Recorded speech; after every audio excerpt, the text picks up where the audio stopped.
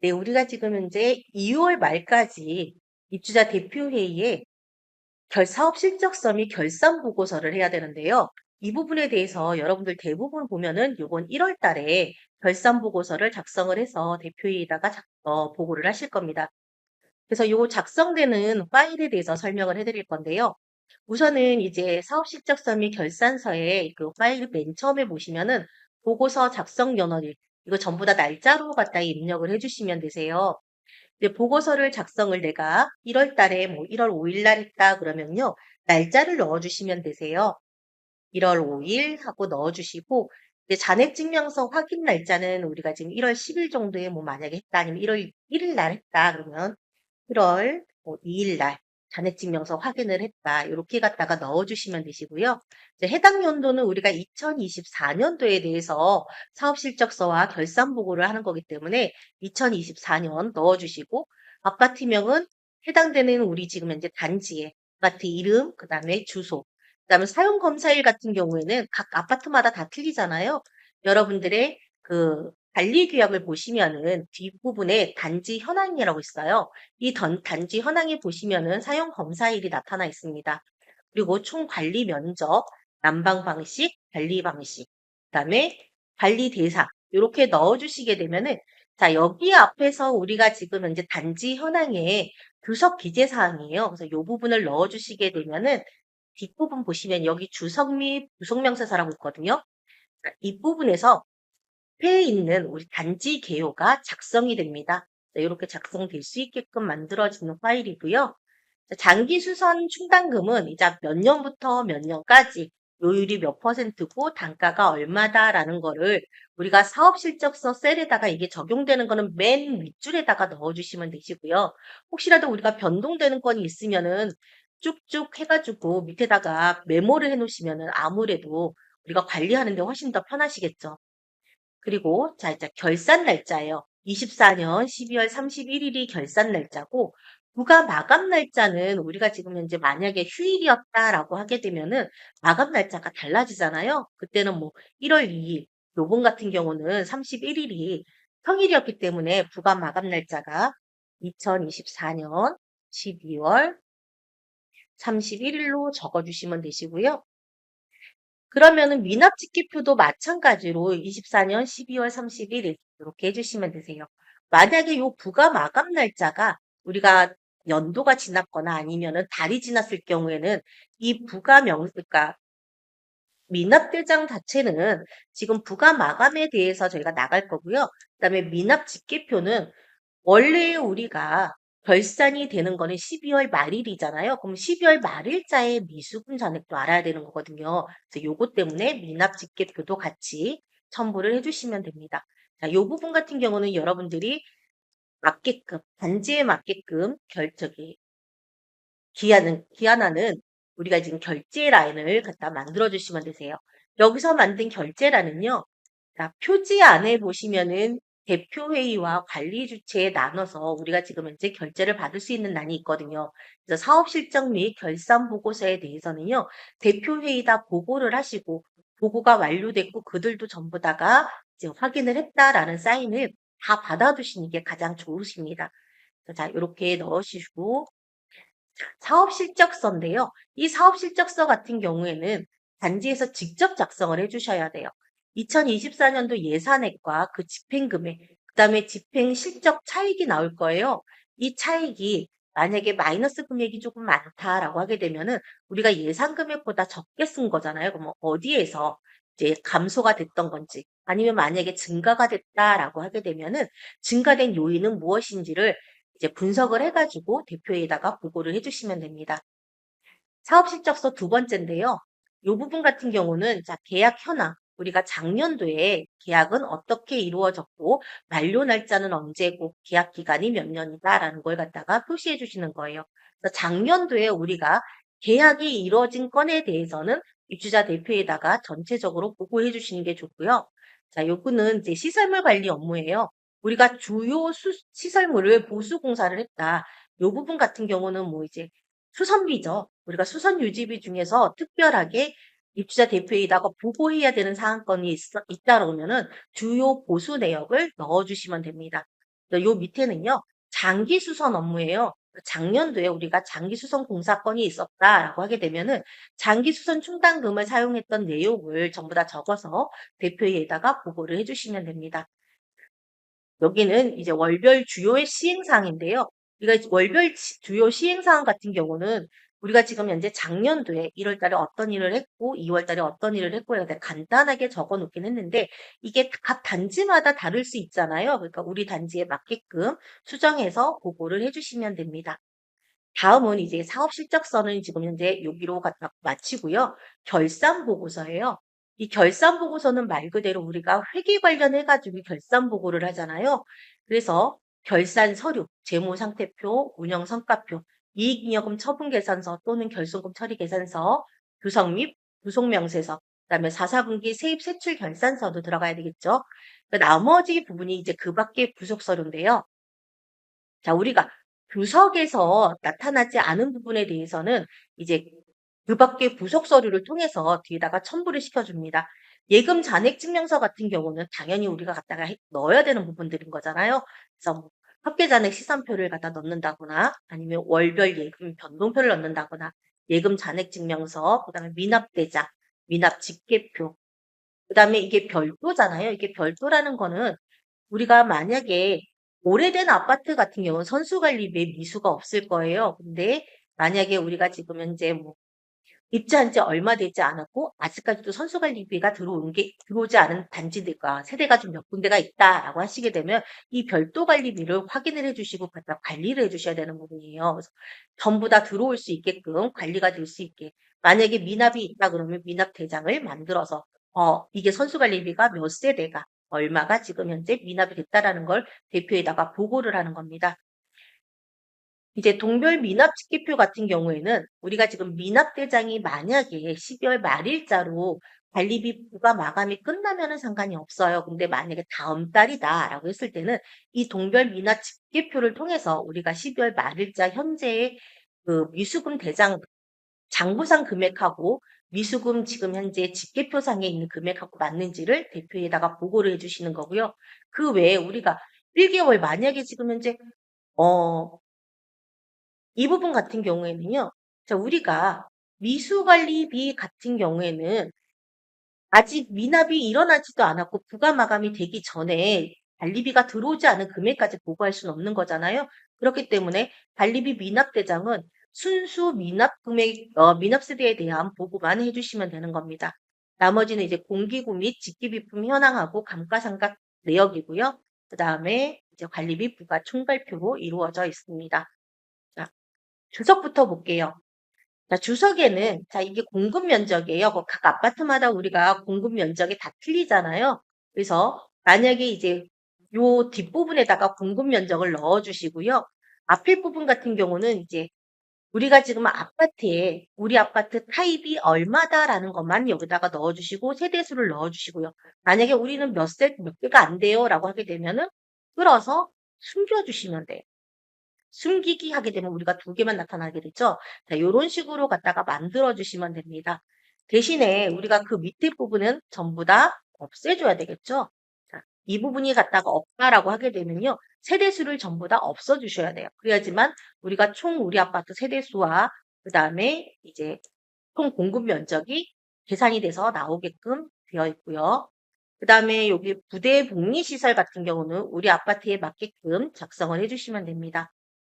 관리비용 배부 기준이 주석 안에 원래 필수적으로 들어가야 되는 부분이에요. 그래서 관리비용 배부 기준 같은 경우는 여러분들 잘 모르겠다 그러면 우리 아파트 관리규약 뒤편에 보면 별표에 세대별 부담 산정 방법 같은 게 나와 있거든요. 이 부분을 이제 추가로 여기다 집어넣어서 우리 아파트 단지에 맞게끔 주석을 만들어 주시면 되세요. 그 다음에 재무제표에서 지금 보면요. 재무제표 작성 시 적용한 회계처리 기준과 관리외 손익의 인식 기준, 이 부분도 주석에 필수적으로 들어가야 되는 항목이에요. 그래서 밑에는 쭉 적어놨으니까 여러분들이 난 이대로 갖다가 쓸 거야 라고 하게 되면 그대로 사용하셔도 되고요. 우리 아파트는 요거보다 조금 더 다르게 사용할 거야. 그러면 추가해서 여러분들이 만들어 주셔도 되세요. 자, 그 다음에 주요 보험가입사. 우리가 작년도 2024년도에 보험 가입 현황이라던가 이런 부분을 적어주시고 주요 계약 체결 사항 같은 경우도 넣어주시면 되세요. 그 다음에 이제 주요 계정 부속 명세서에 들어가는 거는 자, 여기 맨 처음에 보시면요. 우리가 재무 상태표에 나타난 현금부터 해서 쭉 계정별로 넣는다라고 생각을 하시면 되세요. 뭐 필수는 아니니까 뭐 아니 이거 필수만 꼭 넣을 거야라고 하는 것보다는 우리가 지금 현재 현금부터 시작해서 이제 맨 마지막에 있는 순자산에 이르기까지 재무 상태표에 나타난 모든 부분을 세부 항목으로 갖다가 넣어주는 게 바로 이제 주석이다. 그 다음에 주요 계정 구성 명세다라고 생각을 하시면 되시고요. 자, 우리가 지금 현재 이 주요 계정 구성 명세서를 작성을 할 때는 전기와 단기가 비교될 수 있게끔 작성을 해주셔야 돼요. 그래서 전기 얼마, 단기 얼마. 이제 결산서는 우리가 지금 이제 월별 재무제표 작성하는 거하고 조금 다르게 전기와 단기를 비교할 수 있게끔 만들어 주셔야 된다. 재예금도 마찬가지로 전기와 단기에 지금 현재 발생된 금액이 얼마 정도 차이가 나는지를 갖다가 보여줄 수 있게끔 해주셔야 되고요. 자, 미부가 관리비 같은 경우는 굳이 갖다 전기, 단기 나올 필요가 없죠. 이거 매월 변동되는 거기 때문에. 그러면 미수관리비 예치금 같은 경우도 마찬가지예요. 그러나 이제 미수관리비 명세서 같은 경우는 정기와 단기를 갖다가 나눠서 우리가 지금 현재 전기에는 얼마 정도가 발생이 됐었고 단기에는 얼마가 발생이 됐다라는 거를 표시해 주시면 되고요. 성급 비용도 마찬가지로 정기, 단기 이렇게 해서 우리가 만들어 주시면 되는데 자, 지금 현재 월말 잔액 같은 경우에는요. 자, 우리가 앞에서 쓴 금액, 그다음에 증가액은 더해주고 감소액은 빼준 거를 갖다가 지금 현재 여기다가 넣어놨어요. 근데 여러분들이 작성을 하시다 보면은 이 금액을 이대로 갖다가 손으로 쓰게 되면 굉장히 불편하거든요. 그래서 끌어서요. 복사를 해서 앞에다가 숫자로 넣어주십니다. 여기 보면 숫자 되어 있죠? 숫자로 넣어주게 되면은 얘가 원활하게 지금 현재 수식이 변동되지 않고 이 수식에 맞게끔 계산이 됩니다. 이렇게 계산해 주시면 되시고요. 자, 여기 보시면 제가 10원 딱 나와 있는데 이렇게 10원이 나타나지 않게끔 이게 성급 비용이에요. 성급 비용 같은 경우는 이 10원이 나타나지 않게끔 여러분들이 차감을 해주셔야 돼요. 그래서 주석 작성하는 게 훨씬 더 중요하다. 왜냐하면 내가 이렇게 보모로 인해서 아 잘못됐구나라는 걸 보실 수가 있잖아요. 자, 여기가 왜 잘못됐냐면은 저희가 월말 잔액을 제가 지금 여기로 가져오는 바람에 지금 현재 잘못된 부분이에요. 그래서 보여주기 위해서 제가 해드린 거였고요. 전기 금액과 단기 금액의 잔액이 얼마가 발생이 됐고, 뭐 선급 비용 같은 경우도 어떤 식으로 갖다 작성이 됐다라는 거를 갖다가 보여주는 겁니다. 그다음에 미수금, 그다음에 가지급금 이게 전부 다 어떻게 된다? 재무상태표에 지금 현재 순서대로 갖다 해주시면 됩니다. 미수관리비 명세서 같은 경우도 이제 우리가 미수금은 원래는 있으면 안 되는 거겠지만 그래도 우리가 발생된 미수금이 있다라고 하게 되면은 표시를 해주시는 게 좋으세요. 자, 이렇게 표시해 주시고요. 미수 부가가치세가 지금 있다라고 해놨잖아요. 이 부분 같은 경우는 우리가 지금 현재 내년도에 올 1월 25일이죠. 1월 25일 날 부가가치세 신고할 때 지금 미수 부가가치세가 있다라는 거는 환급 금액이 있다라는 겁니다. 그렇기 때문에 1월 25일 날 신고를 하고 그다음에 신고가 끝나고 난 다음에 우리가 만약에 입금이 됐다. 국세청에서 입금이 됐을 때는 이 부분을 재예금 대 미수금으로 정리를 해주시면 됩니다. 자, 가지급금 명세. 지금 저희가 지금 결산 때는요. 가계정은 전부 다 없애주는 게 좋으세요. 그래서 가지급 명세서에는 잔액이 전혀 아무것도 없고 적유란에도 아무것도 없죠. 그래서 가지급 명세서는 저희가 지금 결산 때는 발생되지 않게끔 해주시면 되시고요. 네, 부가세 대급금이라던가 헌납법인세 이거 전부 다 재무상태표에 순서별로 지금 현재 해놓은 겁니다. 이 부분 같은 경우는 성급하자 보수인데요. 처음에 우리가 지금 현재 맨 처음 들어왔는데 하자를 갖다가 이제 건설사나 이런 부분에서 잘해주면 좋은데 이게 건설사에서 하자 보수를 갖다가 제대로 해주지 않아서 하자 보증금을 굉장히 갖다 급한 상황이라서 하자 보증금은 처리를 해야 되겠고 그리고 난 다음에 이 부분에 대해서 그 도시보증공사 쪽에다가 이제 신청을 하거나 아니면은 법원에다가 지금 현재 뭐 하자 소송을 하고 있거나 요랬을 때는요.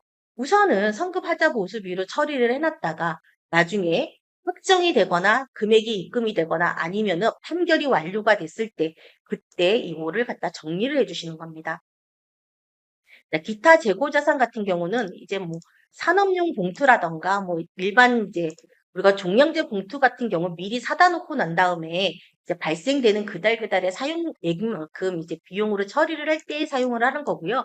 뭐 이렇게 사용하지 않겠다라고 하게 되면은 구입했을 때 바로 비용으로 떨으셔도 상관은 없어요. 그러나 자 이제 RFID 카드 같은 경우에는요. 자, 카드를 구입을 하고 난 다음에 우리가 일정 지금 이제 그 숫자를 가지고 있어야 되잖아요. 그 부분에 대해서 지금 이제 정리를 해 놓은 거고요. 자, 월말 잔액을 끌어서 전월 잔액에다 넣어 주시고 자, 여기 있는 재고 수량 같은 경우에는요. 자, 옆에 있는 재고 수량을 맞춰 주시게 되면은 얘가 재고 수량 쪽으로 단가와 지금 현재 수량이 같이 들어가게끔 만들어진 거예요. 그래서 여러분들이 관리하기도 편하고 우리가 보고하기도 편하게끔 재고 수량을 넣어 준 겁니다. 단가와 같이 넣어 주게 되면 얼마가 96개가 남았고 6,600원이니까 63만 3,600원이구나 라는 거를 갖다가 누가 봐도 계산해도 알 수 있게끔 만들어 놓은 거고요. 단기 수선 충당 예치금은 전년도에 얼마, 단기 년도에 얼마 이렇게 넣어주시는 거고요. 자, 유형자산 같은 경우에도 마찬가지로 자 여기다가 단기 상각이게요. 기초 원가라는 거는 우리가 전년도에서 넘어온 직기비품, 공기구 비품 넣어주시는 거고요. 자, 기초 감가상각 누계라는 거는 전년도 말이에요. 그러니까 우리가 2023년도 말, 그러니까 2024년도 1월 1일 날 넘어왔던 기초 이제 감가상각 누계의 금액을 넣어주는 거고요. 신규 취득이라는 거는 우리가 2024년도에 이제 뭐 공기구라던가 집기비품을 갖다가 구입한 경우가 있다 그러면 신규 취득에다가 넣어주시는 거고요. 처분이 있는 경우는 처분액을 넣어주시는 겁니다. 단기 상각액이라는 거는요. 자, 2024년 1월부터 12월 달까지 이제 단기에 우리가 상각했던 상각 총액을 갖다가 넣어주시는 거예요. 그래서 요 금액 같은 경우는 옆에서 전부 다 넘어오게끔 만들어 놓은 겁니다. 그리고 난 다음 미지급금, 미지급 비용 이 부분 같은 거 여러분들이 아시니까 넘어갈 거고요.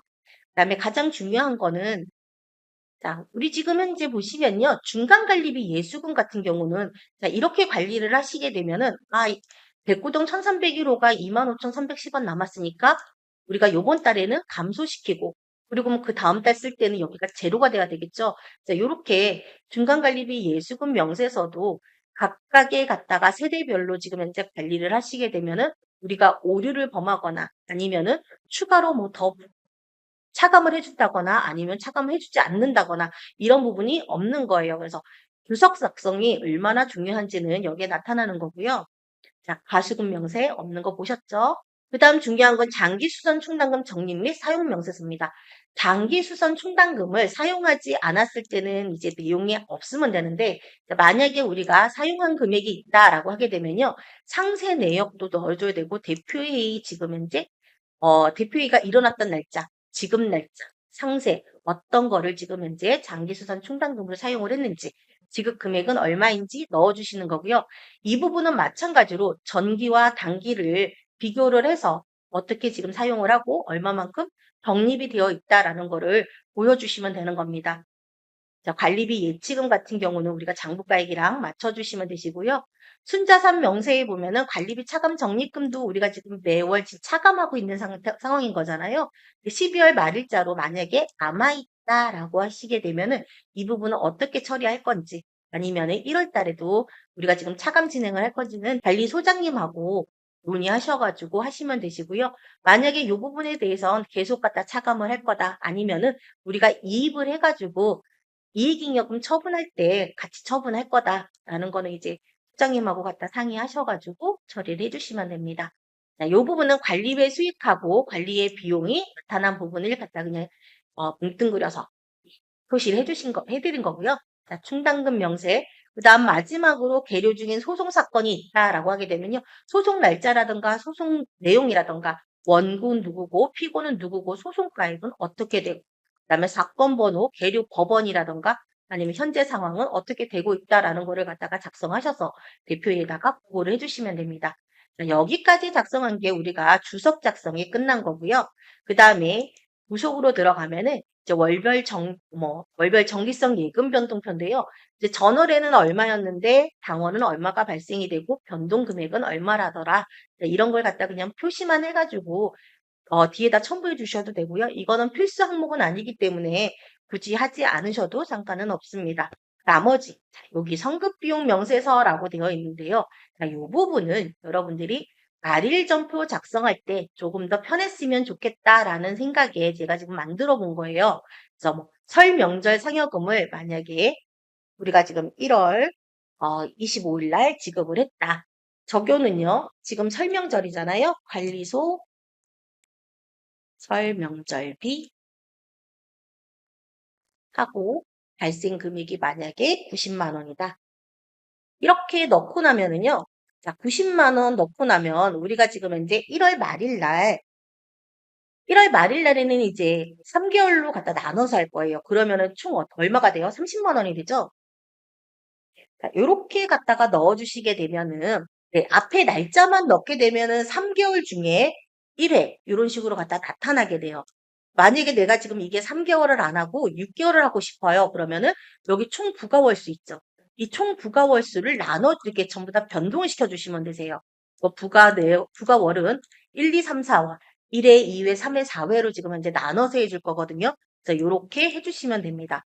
마찬가지로 지금 현재 이 부분 같은 경우는 우리는 6개월 할 거예요 하면 추가적으로 더 만드셔가지고 자 이거를 총 부가월을 6개월로 나눠주시고 난 다음에 해당 부가월을 6개 1, 2, 3, 4, 5, 6으로 만들어 주시게 되면은 차감 날짜 여기 날짜를 집어넣게 되면은 몇 회분 중에 몇 회 이렇게 나타납니다. 그렇기 때문에 여러분들이 장부 작성할 때 좀 오류를 범하거나, 요럴 때 범실을 범하거나, 요럴 때는 이런 일이 거의 없는 거죠. 그래서 이렇게 만들어주시면 돼서 이제 이 부분은 제가 그냥 임의적으로 만들어 놓은 건데, 여러분들 단지에 맞게끔 만들어서 이제 결산 뒤에다가 우리가 지금 아니면은, 말일점표 뒤에다가 요거를 표시를 해주고 첨부를 시켜주시게 되면은, 관리사무소장님도 갖다가 이 결제를 하실 때, 성급 비용이 우리가 주석도 보겠지만 이걸 보고 난 다음에 전표만 보고 난 다음에도 얼마가 남았구나, 몇 회 나갔구나. 다음번에는 얼마가 갖다가 차감되겠구나라는 걸 갖다가 보실 수가 있는 거예요. 그래서 요거는 제가 네, 부록으로 넣어놨다. 보시면 되고요. 자, 요거는 법인세 계산하는 방법이에요. 여러분들 단지에서 임대 수입이 얼마가 발생이 되고 재활용 수입이 얼마가 발생이 됐다라는 거를 갖다가 넣어주시게 되면은 자, 여기서 계산되게끔 해놨어요. 이거는 어디서 가져오느냐? 요 옆에서 다 가져옵니다. 그래서 요 옆에서 이거 가져온 금액에 대해서는요, 여러분들이 맞는지 확인을 하시고, 그리고 난 다음에 넣어주시면 되세요. 자, 여기서는 전부 다, 어떻게 돼요? 네, 수식이 전부 다 걸려있죠? 어디에? 여기 보시면 관리 외 수익 비용 현황에다 걸려 있는 거예요. 관리 외 수익 비용 현황을 제가 지금 해놓은 이유가, 자, 입주자 기여와 공동기여를 지금 현재 다 넣어놨습니다. 여러분들이 여기다가 금액을 넣어주시게 되면은 자동적으로 법인세란 쪽으로 갖다가 금액이 들어갈 거고요. 그럼 법인세 계산이 자동적으로 계산이 되게끔 해놨어요. 그래서 자, 여기서 보시면은 입주자 기여에 법인세를 지금 현재 나눠놨죠. 이거 법인세 등은 안분해서 들어간 거고요. 자, 이 부분에 대해서 여러분들이 대표회의다가 보고를 할 때 2,281만 2천원은 장기 수선 충당금 또는 이제 어린이집 수선비가 있다 그러면 수선 적립금에서 50%를 빼고 장기 수선 충당금으로 처분을 하고 이런 식으로 갖다 해주시면 되는 거고요. 자, 여기 보시면은 자, 입주자 기여 수익 같은 경우에도 빼고 난 다음에 나머지 금액이잖아요. 그래서 이 금액 자체가 여러분들이 관리비 차감 적립금으로 하던가 아니면은 관리 규약에 따라서 관리비 차감 적립금 또는 예비비 적립금으로 처분을 해주시면 되는 겁니다.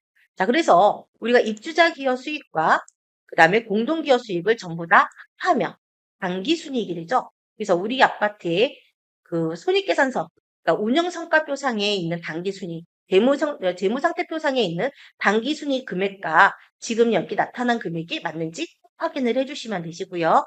이렇게 작성을 했으면 이익잉여금 처분계산서도 작성이 됩니다. 자, 이익잉여금 처분계산서는 뒤쪽에서 작성됐던 부분에 대해서 다 끌고 오게끔 되어 있고요.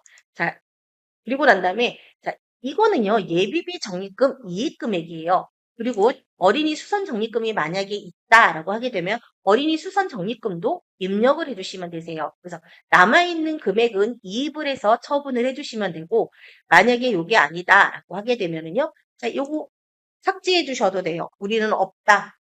그러면 없으니까 입력을 안 해주시면 되는 겁니다. 대신에 이 부분은요. 여러분들이 전년도 우리 이익잉여금 처분계산서를 보시고 그다음에 전기에 얼마가 발생이 됐던 건지 여기는 표시를 해주시고 난 다음에 단기 처분이 들어가야 되는 거예요. 자, 이 단기 처분에 대해서는 이익잉여금 처분계산서에 대해서 여러분들이 처분하기 쉽게끔 제가 지금 현재 서울시, 인천시, 그다음에 경기도에 따라가지고 지금 현재 넣어놨어요. 주석 부분 제가 지금 현재 달아놓은 부분을 여러분들이 보시면서 공부를 해주셔도 되고요.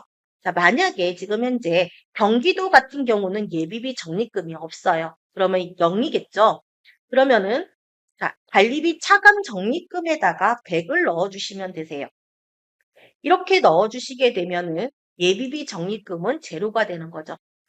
자, 어린이집에서 지금 현재 50% 되어 있지만 금액이 없는 건요. 앞쪽에서 우리가 어린이 임대 수입이 없기 때문에 그래요.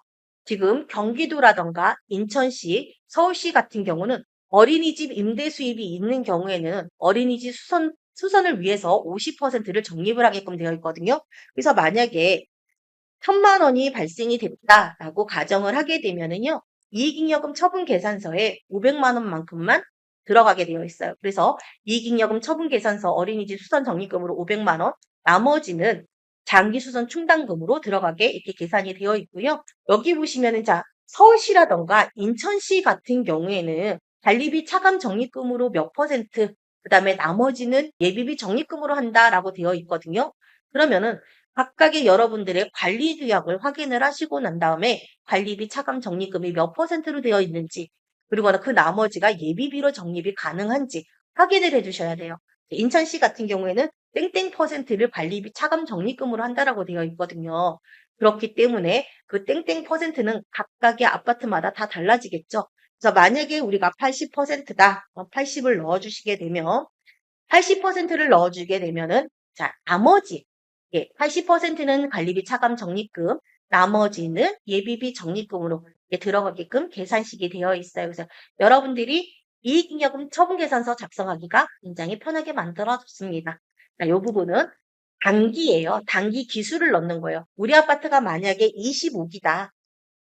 그럼 25기를 넣어주시게 되면요. 단기가 25기가 되고 대신에 우리가 전기 같은 경우는 24기가 되겠죠. 그럼 24기를 넣어주시면 됩니다. 자, 그러면은 전기가 24기가 되고 단기가 25기로 변하고요. 자, 처분 확정. 이게 확정이 됐을 때는 여러분들 여기 있는 예정이라고 적혀 있는 부분을 삭제를 시켜주세요. 그러면은 처분 확정일로 갖다 변합니다.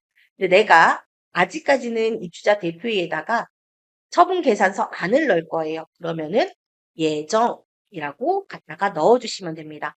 그러면 2월 10일 날 우리가 처분 예정이다 라고 갖다가 넣는 거죠. 자, 이렇게 넣어주시면 되고요.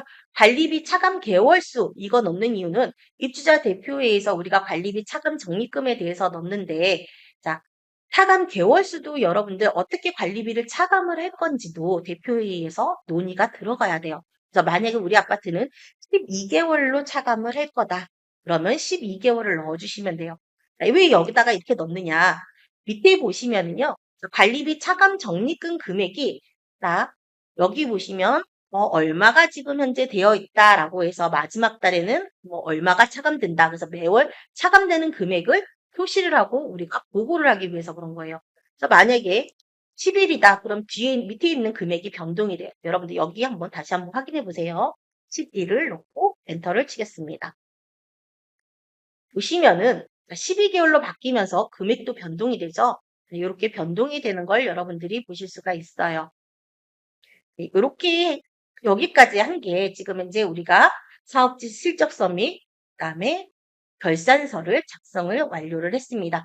이렇게 이익잉여금 처분 계산서까지 작성을 해서 입주자 대표에다가 잘 보고를 하시고요. 그리고 난 다음에 업무 처리 마무리해 주시기 바랍니다. 여기까지 마치겠습니다.